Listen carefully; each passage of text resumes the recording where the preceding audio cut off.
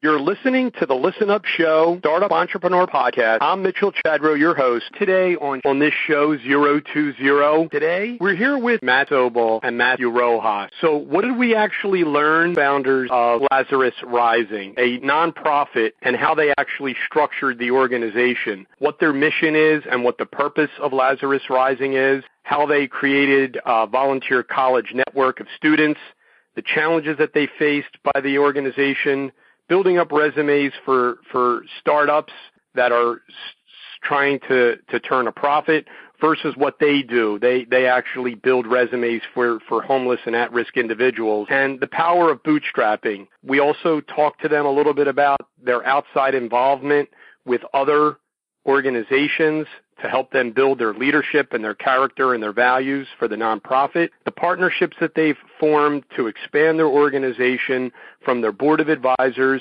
to the local chapters at other college campuses, how they utilize free resources and the skills learned from outside involvement, as I mentioned before, from the organizations that they are involved with to help them with their nonprofit success.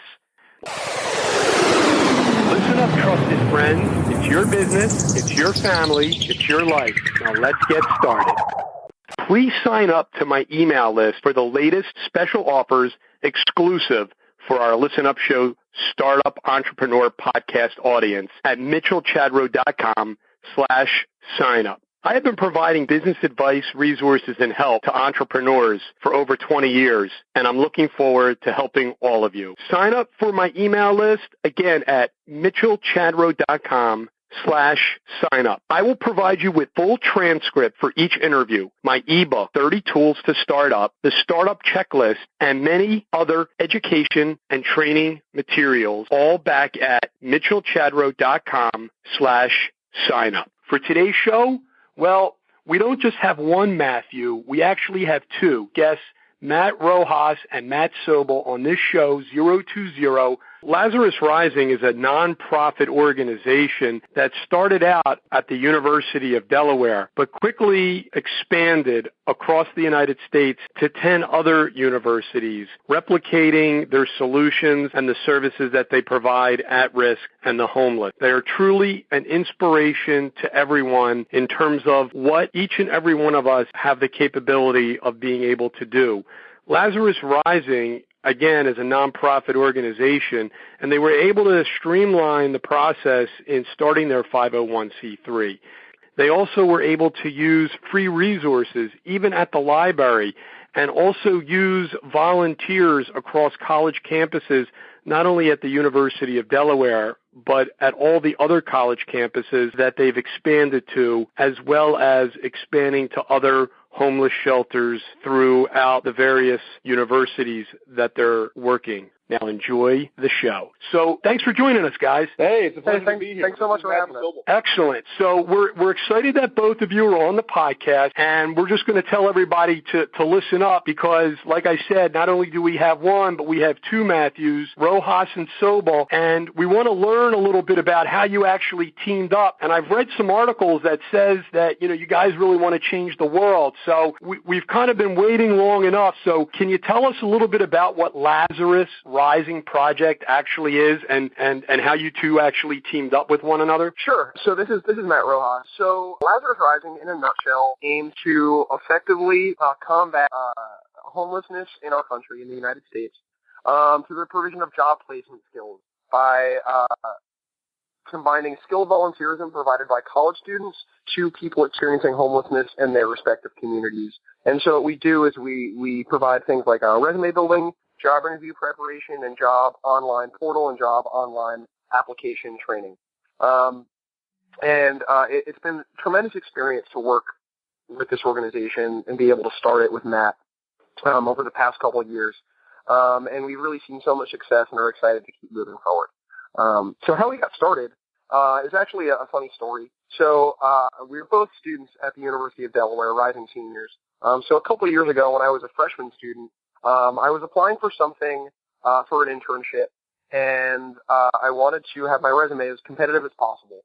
So I took that resume to my older upperclassman friend Dave and had him take a look at it.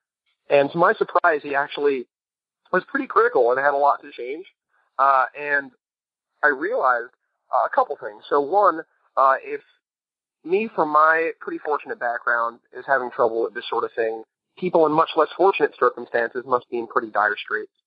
And then secondly, I was introduced to the remarkable fluency with which college students have with the job application process.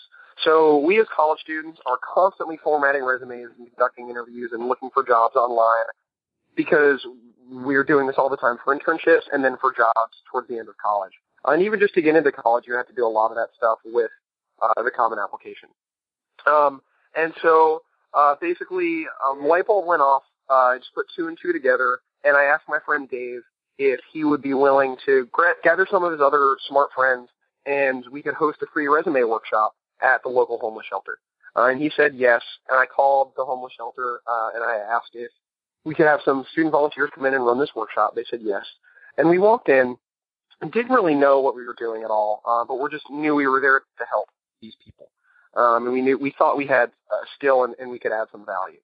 So you had this epiphany, both Matthews, that, gee, you want to give back. You know that there's this idea that you came up with, and you wanted to get started, but you didn't know exactly, how to move forward. So how did you start to build on this idea? Exactly. So this is really where Matt comes in. So we went to that first place, and to our delight and pleasant surprise, we worked with two people, and one of them actually got a job just a few weeks later, and all he needed was a resume.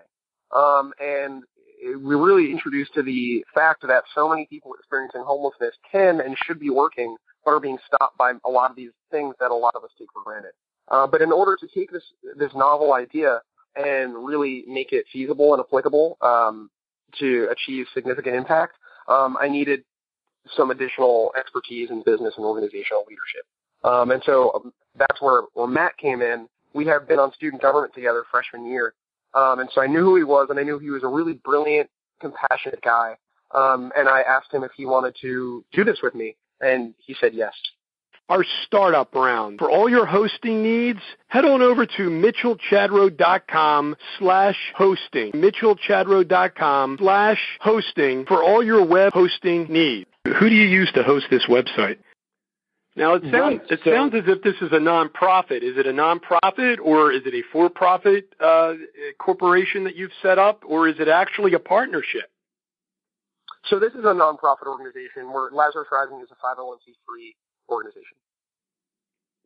And did the school have resources to help you and the wherewithal to actually, file and get the nonprofit status, help you file for the tax returns, and, someone to help you, with endowments and things of that nature? How do you get the resources to help you, with that wherewithal? Right. So I'd love to chime in right here. If Go for it. Jump right in. Who's it? Sobel or Rojas? Yeah. So this is Sobel. So how do we get the resources, right? So Matt comes in, and I get this letter. We both attend the University of Delaware, and we had been told, I hear that Matt is doing this incredible thing. He went to this homeless shelter, and he saw incredible success. I happen to be very service-oriented as a high school student, but I never felt like I had that special something where I was applying, skilled volunteerism. But I happen to be a very, dedicated business student, and I had a lot of friends who had this resource and who had this this drive to help the community, but they didn't want to serve soup at a soup kitchen. Not saying that that's not okay, but they wanted to apply their business acumen to a volunteering organization. So we hear this from Matt, and we ended up helping Matt devise this program model.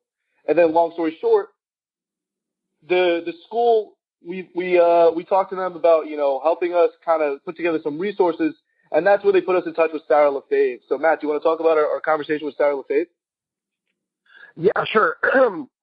So we were put in touch with Sarah, who is working in the health sciences department at school, and she also started this amazing organization called Lori's Hands, which matches college student volunteers who are interested in health sciences, or really from all different backgrounds, and help with live-in aid to people who need that sort of thing.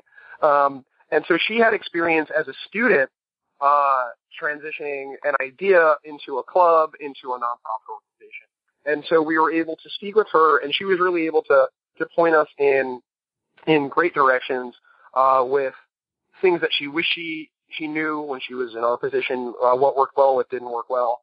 And what worked well for her that she imparted on you in terms of wisdom?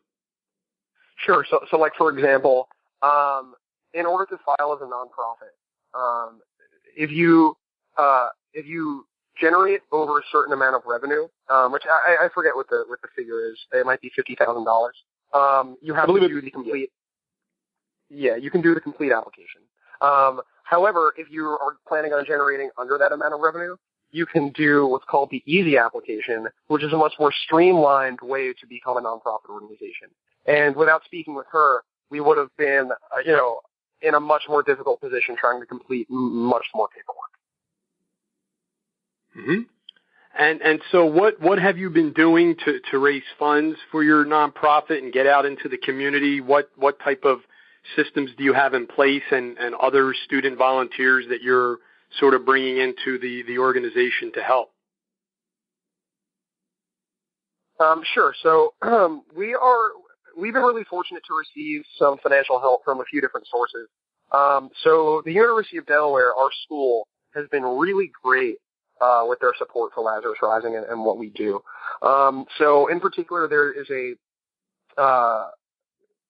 group called the Horn Program, which is the program for entrepreneurship at our school. And within that, there's a program called Venture On, which allows young student entrepreneurs, social or otherwise, to just get a ton of different resources, one of them being funding. And so they helped to fund us.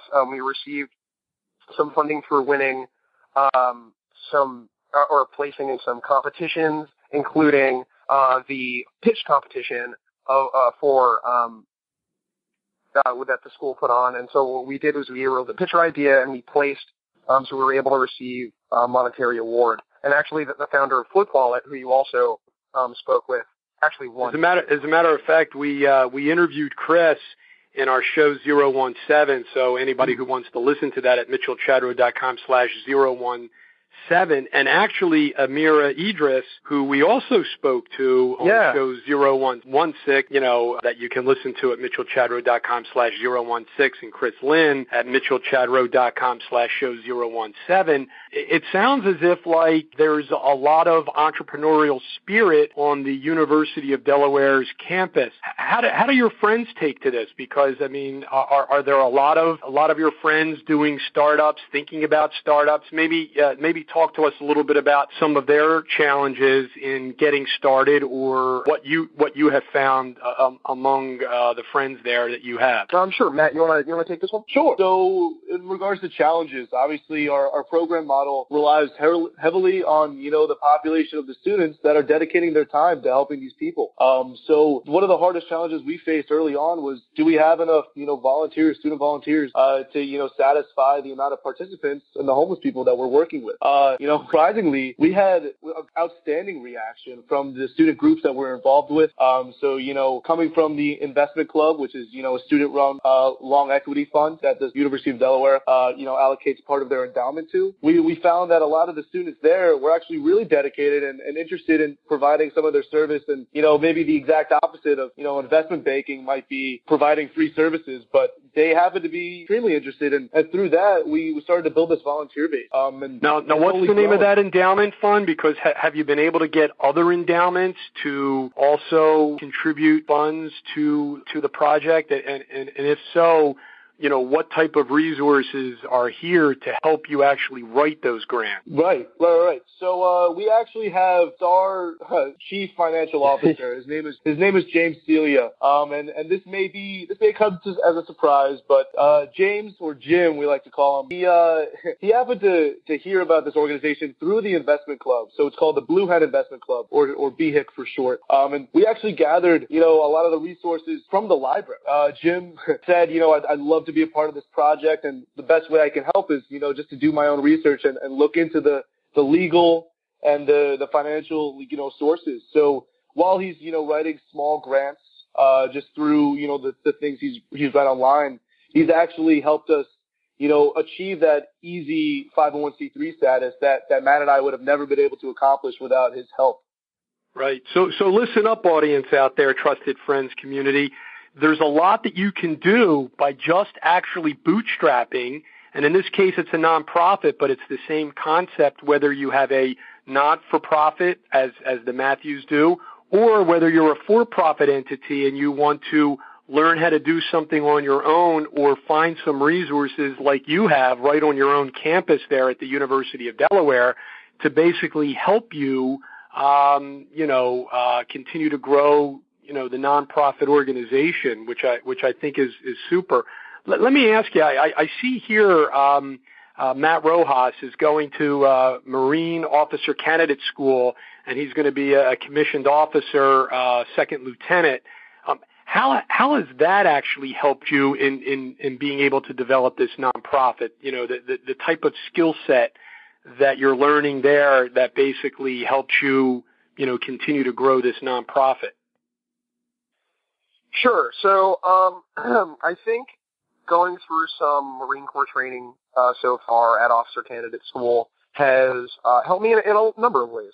I think the things that we are taught and the things that are ingrained in us at training like that are really invaluable. So we're taught how to think critically under conditions of extreme stress and pressure.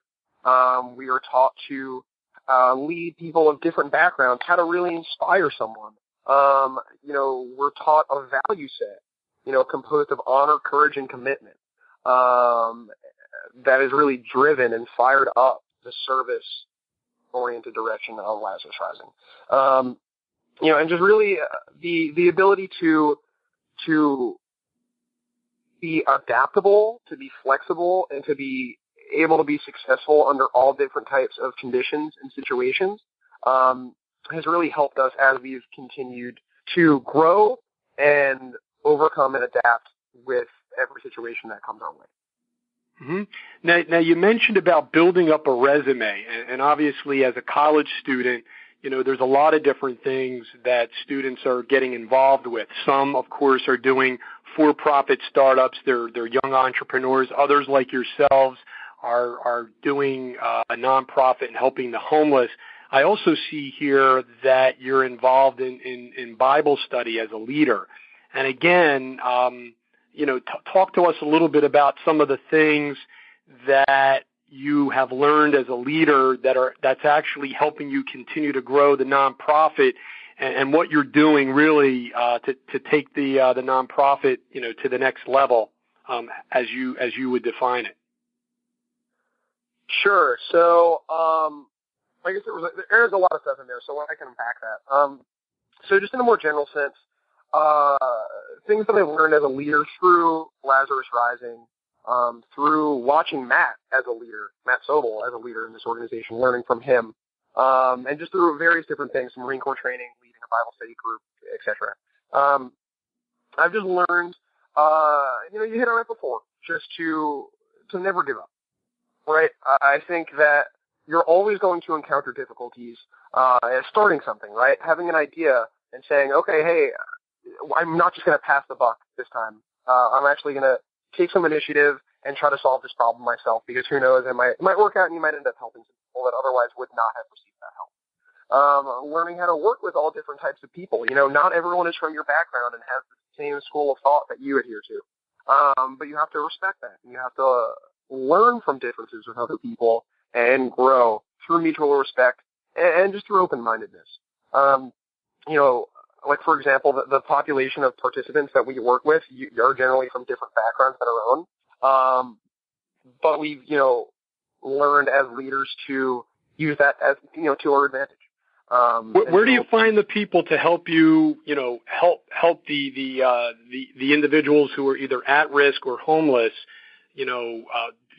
prepare their resumes and sort of help prepare them for interviewing and sort of getting into their first job? Where have you found that help? So are you asking us where we find our volunteers? Or are you asking us that and you know, it is kind of specialized. So, you know, I don't know if you're also working with social workers in terms of, you know, helping them transition into a new community or a new role. I mean, I used to be on a housing corporation, and I used to work with at-risk and homeless families, you know, providing, you know, not only housing, but we used to provide social workers and, you know, highly skilled people that could help them in these areas. So, you know, yes, where are you finding higher skilled people to help them with the resume, to help train them for, you know, interviewing success and getting into the companies and networking with the various companies that will allow them to get into the various companies? Sure. Well, so that's actually the beauty of Lazarus Rising, is that our pool of volunteers, while not restricted to college students, is majority college students. And the reason is the skilled volunteers in that Matt and I both hit on earlier, where as college students, we're remarkably fluent with the job application process, and with a little bit of standardized training on our end, really any college student, just by virtue of being a college student and having to apply for internships and jobs and just applying to college, you already know everything you need to know to build someone up a really fantastic resume, help prepare them for an interview, and then actually help them get a job. Mm-hmm. So at any one time right now, how many volunteers do you have? That's a great question. Sure. So, yeah, sorry. Yeah, awesome, great. So, well, we're actually, I'm not sure if you know this, Mitchell, but we're actually a national organization. So we've spread across several schools across the country, including Binghamton, up in upstate New York, as well as Stony Brook University in New York. We're also working with Northwestern out in Chicago. So we've really spread ourselves quite far, and each chapter varies in size. However, you know, it's kind of based off of where we see the need and how many shelters we've created relationships with in those areas. So you've taken this local nonprofit organization, and are you telling us that you've actually been able to now replicate this at other university areas for other homeless and at-risk individuals? That's exactly what I'm telling you, and I believe that it's pretty simply it's clearly because the program model that we've kind of devised here is extremely scalable. You know, I'm sure you know this, but there's universities across the country. And just like that, there's also shelters, and there's people in need across the country as well. But we've kind of just found this perfect spot where college students are in that interim, like Matt talked about before, where they're completely capable of providing that job search training, all while providing that service for free, because they're so volunteer oriented. See, I'm so over the top impressed with not only both of you, but these other young entrepreneurs that not only have I interviewed, but, you know, I'm so impressed with the faculty at UD, you know, Horn program. I mean, and also the maturity, the poise, the grace. I mean, you know, these are like rock star ideas that you're having by replicating this. And I know we talked a little bit earlier about how you came onto this idea, but who then decided, okay, you know, we're here in our little local community. We're going to really expand this thing. Wow. I think that was back. Go ahead. Sure. So I think that was a group decision. I think collectively we were all so excited at the success that we were having in Delaware. And we were aware that, you know, there were 3.5 million homeless people in the United States every single year, or people who experience homelessness. And this problem was so much larger than just what was going on in Delaware. And we have a solution that could really potentially help those people out. And we are really doing them a disservice and doing the organization, Lazarus Rising, a disservice by not doing everything we could to get them the same help that we were giving the people in Delaware. And so we just looked into it, and we reached out to some of our friends that we had at other schools, told them about the idea. They were completely on board, and we said, let's give it a shot, see if this works. And it did. We're experiencing virtually the same, if not better, success at our other chapters around the country. And we are so thrilled and excited to continue to expand and continue to help as many people as possible. So how many shelters then across the country are you working with, and how many chapters have you now personally helped create to replicate what you were doing here at the University of Delaware in this local area? Right. So the shelter number is varying every day, and I'd say it's only going up. So as we continue to expand in Delaware, whether it's Wilmington or to the Elkton, Maryland area, our other chapters, there's roughly 10 chapters now, and we actually are continuing to expand rapidly throughout the summer as we prepare for the next semester. But those 10 chapters are in relations with several shelters, and they're continuing to upkeep those relationships and almost forming, program models specific to those shelters. So we're actually really familiar with the Women's Empowerment Shelter in New York City right now. We're working really closely with some volunteers at Fordham in the Bronx to try and connect the two of them. And that's something special that we haven't done yet, where we haven't really focused the program model and kind of altered it. But with that, we've realized that there's so much opportunity across the country to really help and find these partnerships that are just, coming so organically. Mm-hmm. And tell me a little bit about the makeup of your board, because obviously you're a nonprofit, as you indicated, and you're local here, but yet you're also setting up all these other, as you mentioned, 10 chapters. So how does your board operate? I mean, do you have a local board at each of these individual chapters? To talk to us a little bit more about the structure, because I think that's critical as well in terms of decision making and leadership and how you're sort of getting all of this interest building up in these pockets of areas, in these different chapters that you're also, setting up and creating. Sorry. Absolutely. Matt, would you like to talk about the Strategic Advisory Council? Sure. So, so we have 5 people in a more general sense. So we have 5 people, including Matt and I, on the big national team that oversees Lazarus Rising. And then we have what we call a Strategic Advisory Council of right now 4 people, including John McNutt, a University of Delaware professor, Dave Sang, he's a consultant at McKinsey, William Cobb, who's a consultant at PwC, and Brian Townsend, who is a state senator in Delaware and a candidate for the U.S. House of Representatives right now. So they really help us out with our strategic ideas and issues and overall operations. But then going down, we also have individual executive boards at each one of these chapters. So we'll have a chapter president and then whoever they bring on their executive team, so a vice president, a treasurer, a secretary, etc. And through that, we really try to be bottom-head in the sense that we really try to promote creative control and give autonomy and freedom to innovate and thrive to our chapter leaders. And obviously, we've seen a lot of success with that philosophy, and we're just excited to keep growing and keep getting more and more people excited about being leaders in Lazarus Rising and being leaders in this fight to rid our country of homelessness. Now, I know that obviously this nonprofit keeps both of you extremely busy, but Matt Sobel also is interning right now at a company called Moat doing digital advertising. So at some point, are you also thinking of creating a for-profit organization or entity, and have you been involved in any for-profit startups as young entrepreneurs as you are? Right. So my plans and Matt's plans, it's kind of confusing, but this is Matt Sobel.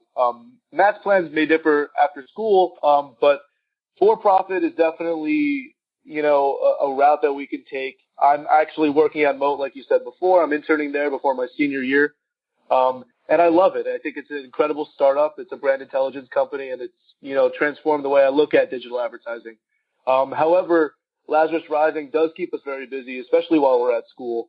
And I don't intend on, going one way or the other. I think they're both opportunities, and I don't see myself ever, leaving the space to go towards for-profit, just because, there's there's different motives there, and Lazarus Rising is maybe the person I am today. What about you, Matt? Yeah, I mean, I completely agree, especially with what you said about Lazarus Rising making us who we are today. I think I couldn't imagine making any amount of money that would give me the amount of joy that Lazarus Rising does and the amount of joy that serving others does. And I think I could speak for Matt with that as well, and everyone else on our team. I think that's tremendous. And so I just think that, like Matt said, we're just really excited to have this opportunity and to have this platform to advocate people who need it. And, right now, I don't think we could see ourselves doing anything else. Now you're young, when I say entrepreneurs, the mindset of an entrepreneur, even though it's a nonprofit, you're leaders, you're business leaders, you're extremely busy. And a lot of the people that are our audience members, they're thinking about either starting a business or they might be thinking of starting a nonprofit or they have an idea. They're always constantly pulled in different directions. What does the first 60 minutes of both of your days look like, whether we're talking about school, business, or work? Because getting into a set routine, I think, is important to anyone's success, and I think it would be interesting to people to hear about, how the first 60 minutes of your day kind of looks in terms of, getting started, getting the right focus or whatever it is that you're going to be doing for that day. So what I actually like to do is, so the first 60 minutes of my day could just be class if I have an early class. But typically what I like to do is wake up a little earlier and get my hardest task for the day done. Whether that be, a big paper or, something with Lazarus Rising. Because this way, it's done, and now I can move through the day knowing that if for some reason I didn't get anything else done, I was able to get that task completed, and that was my hardest and most pressing task that I had. Because what a lot of people will do is they'll wait till the end of the night to really start cramming or start doing something. But then not only is that not the most effective way to do that task, but then also you're not really enjoying the day and being as effective as you could be because you're just thinking about how you have to do that. So that's typically how I like to start my days. Mm-hmm. What do you guys find challenging? Wow, that's an all-encompassing question. I find a lot of things that we do challenging, but in a good sense. It's almost motivatingly challenging. So like you said before, what do we do in the first 60 minutes of our day? When Matt said he accomplishes the hardest task, I generally spend the first 60 minutes of my day organizing. And I really try to rely heavily on, my calendar to make sure that I can get everything done because, while we manage a huge nonprofit organization and we're working and, we're training for the military, we also have to be full-time students. And I find that at some points there's almost not enough time in a day to figure it out. But for me, the hardest thing to do is really just to sort it all out and realize that there is enough minutes in the day to figure it out. And I think after I get through my organization period, I'm good to go and I can just kind of start knocking everything down one by one. So what do you think the worst advice that's being given to young entrepreneurs today or young, business leaders who are, starting these nonprofits and growing them? What do you think, some of the advice that the people out there that are basically saying that you find to not be on point? Sure. So for me, I think one of the things that really resonates with what we've heard that we've completely disagreed with and it's kind of made us the organization we are today, a lot of people have told us to slow down. We've received a lot of, I guess, advice from whether it's, adults or people who are, disagreeing with the model or not sure if scaling is the right solution. They're just telling us, slow down, don't reach out, don't go for that, just like try and master or try and figure out exactly what you're doing now. But what we see, we think that all, young entrepreneurs, and I don't know, Matt, I think you agree with this, is to not allow, people who are hesitant or who don't fully understand the model to depict exactly how you should run it. And I think it's, it's really important for young entrepreneurs to, if you see growth, to experience it because you learn the most from just doing, rather than, learning from somebody else. You're an entrepreneur, pave your own path. Mm-hmm. What flaws have turned out to be actually both of your strengths? Sure. Matt, do you want to talk about this? Sure. So flaws that have become our strengths. Yes? Yeah, so I think that a flaw, I don't want to speak for Matt, but I think a flaw that I have that ended up working out in our favor, is, like Matt said, so, sometimes I'm overly optimistic, in the sense that, like, I sometimes am not able to see potential challenges or downsides to certain things and just get really excited and passionate about an idea and then just go full throttle, towards completing that. And so what we were just talking about with scaling, I got together with Matt and the rest of the team and I said, hey, I think we should really be taking this to the next level and taking this to other places. Fortunately, they were able to say, hey, we'll slow down, let's think about these things first. But just by being able to bring it up, and just, I guess having the optimism to say, hey, why not us? Why shouldn't we be the ones to do this? Why shouldn't we be the ones to take this to an enormous scale? Just because we're young and college students doesn't mean that we can't do this just as effectively as someone else, if not better. And so I think that at times overly optimistic attitude has actually worked for me. And obviously you're relatively young students here, but what would you have told yourself at half the age you are now? Like, in other words, lessons that you have learned from where you are today, like what you would tell yourself. So, for example, if you're 21 or 20, what would you have told yourself at, let's say, 10, for example, in terms of where you are now, in terms of your mindset? These are great questions, Mitchell. For me, I can't speak for Matt. And I want Matt to answer this question too, because I'm very curious. Matt, do you want to go ahead? Do you have something in mind? Yeah, sure. So, if you think my 10-year-old self, I'm trying to remember what I was like at 10 years old. It wasn't that long ago. I mean, you guys are young entrepreneurs. You're business leaders. And so, obviously we continue to change as people, things are constantly in motion. And so, you're not the same person you were last year, actually. And so, Right. Obviously you've grown quite a bit. Like I said, I'm quite impressed. So, the question kind of goes to, you might have had some fears, back then or whatever, and obviously you know a whole lot more now, and over the next 10 to 20 years, you're going to learn a whole lot more, obviously. Yeah, I know for me, I was a really quiet child growing up. I was really afraid of, putting myself out there, of being criticized, and I would just totally go back and tell myself, hey, you have so much to offer. Everyone really does.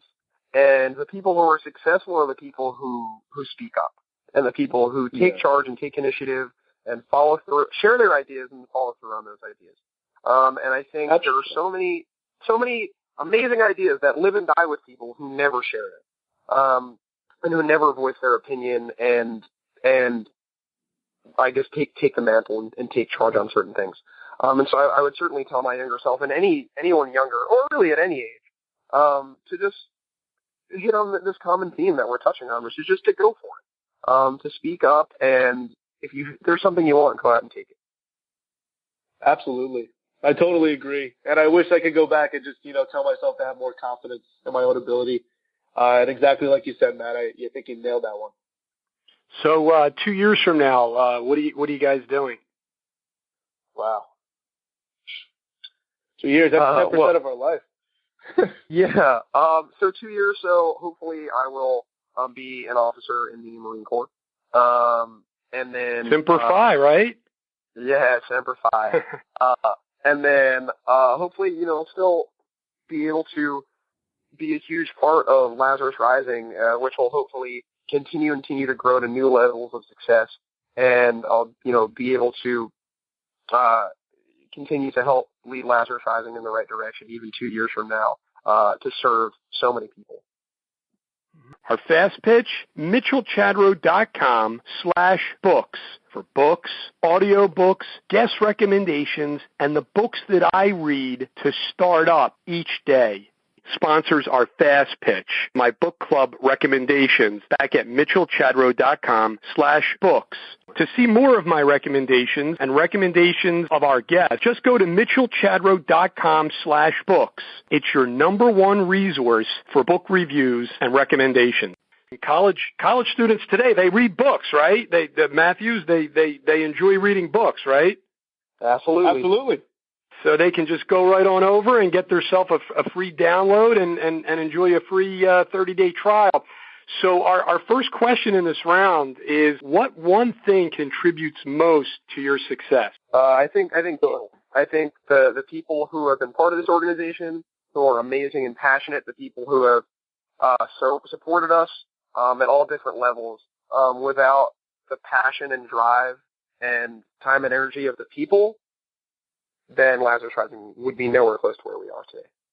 Can you guys talk about a purchase that was actually under $100 that has actually impacted your life the most?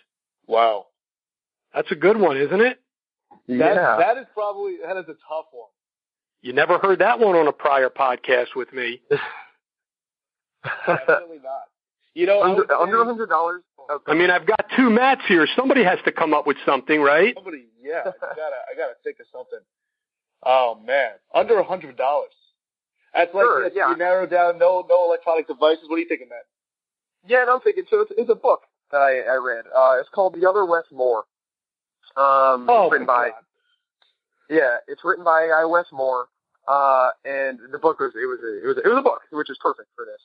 But the story was just basically just about socioeconomic disparities, about answering the call of duty to service, serving others, and really making that the direction of your life, and just how amazing and fulfilling that life can be. And I read that book when I was 18 years old, and I was just entering college.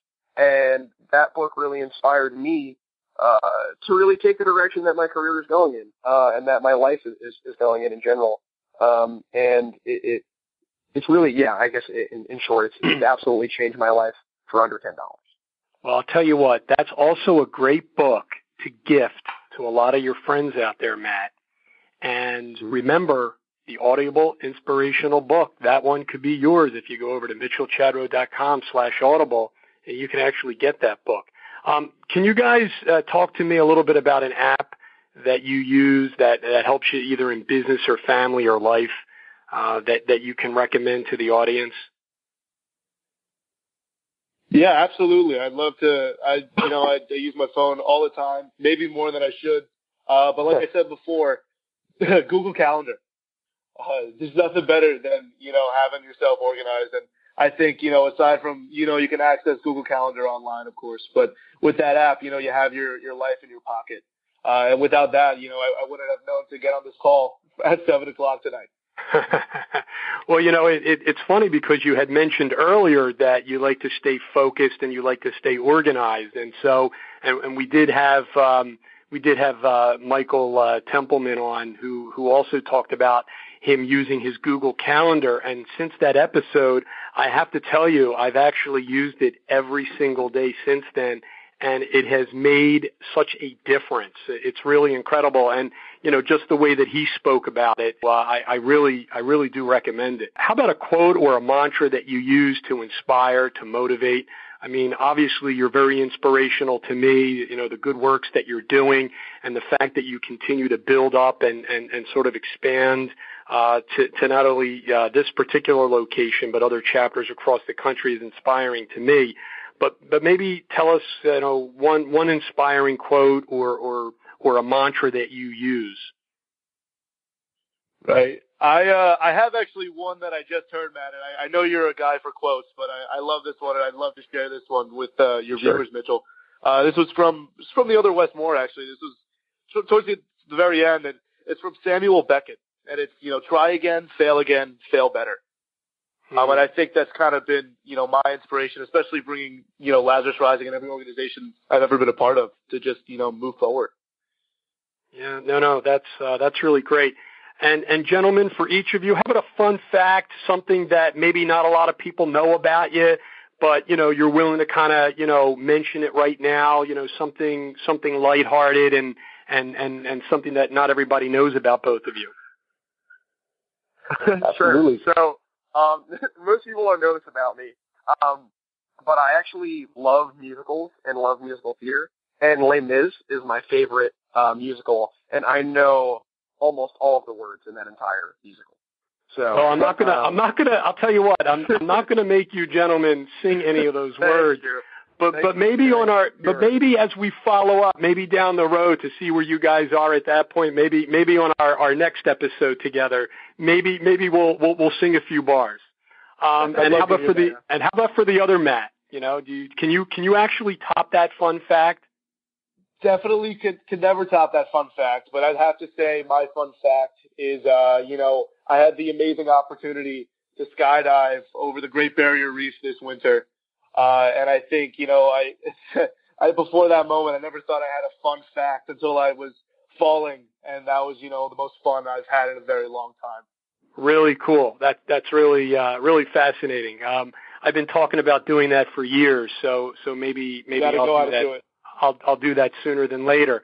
I just want to, before we say some parting words here and we find out how the audience can obviously stay in contact with you, I did also want to let you know that the show today is actually sponsored by banksmarter.com. So for all your alternative banking needs, head on over to banksmarter.com. I mean, young entrepreneurs, young college students, Matthews, they bank, right?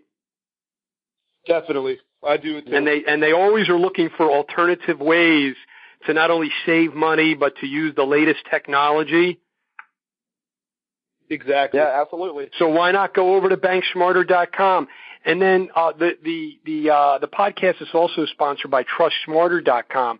So for all of your personal relationships and free premium resources, head on over to trustsmarter.com. Maybe, gentlemen, some parting words of wisdom and then how everybody can stay in contact with you, maybe sort of help your cause to help you continue building Lazarus Rising and to continue your success would be terrific.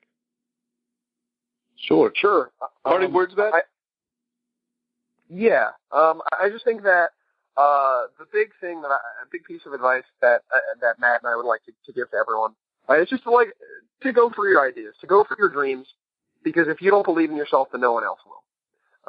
So next time you think of something and you say, hey, wow, that should really be fixed, or hey, that idea is a really good one, do it. Don't let doubt creep into your mind and say, oh, here's 1,000 reasons why that wouldn't work, because all you need is one reason why it would work to be successful. And in our case, successful isn't just measured in dollars and cents, but in people served and lives changed. And so it's really, your idea could really be a lot bigger than just you. There are so many value bombs in that, Matthews, and I know that everybody has really listened up to what you've had to say, and I know that before we let everybody know how to stay in contact with you, you were going to complete that thought. So jump right in and complete some of that additional wisdom, because we've actually heard you loud and clear, and we want you to finish your thought. Sure, yeah. That was pretty much it. It was just basically to go for it, because so many people you say, oh, like that should be fixed, that's an idea, someone else is probably going to do it, or someone else has done it. But if everyone has that mindset, then it's never going to get done. And you could really help so many people. So many people are so fortunate, including us, to be in positions to help others who are a little bit less fortunate. And we really have a responsibility to do that. And we, just as people, have a responsibility to care for one another. And so not only do we have that responsibility, but it's also absolutely the most rewarding and fulfilling way to live your life.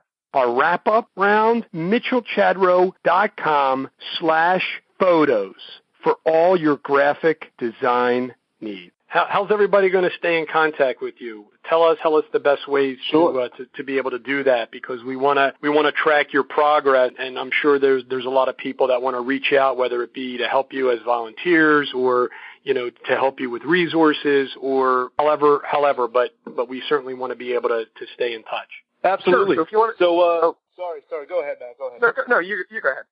Thanks. So the dueling Matthews. Yeah, exactly. So the first thing you could do to come out and join the fight is definitely reach LazarusRising.org. Check it out. Read about our mission, learn about our solution, and then visit us. At LazarusRising.org. You can reach out to us at our emails. Volunteers reach out to me at msobel, M-S-O-B-E-L, at LazarusRising.org. And if you want to become a community partner on the shelter side, please reach out to Matt Rojas at M-R-O-J-A-S at LazarusRising.org. And then, most importantly, if you have anything or any guidance to offer us, we are all ears. And anything else to say, Matt, aside from social media pages?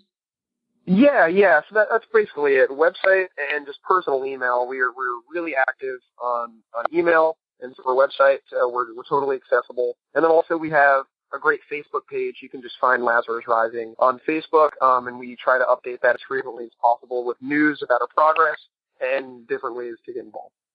So again, I want to thank both Matthew Sobel and Matthew Rojas today for being on the Listen Up podcast. We were so excited to be able to interview both of you gentlemen. You're doing a terrific job. We're really proud, and I know that I'm proud to have been able to interview you because you inspire everyone out there to really, truly be better than what they can be. And thank you so much, and we look forward to keeping in touch. Thank you. Yeah, thank you so much for having us. Take care now. Be good.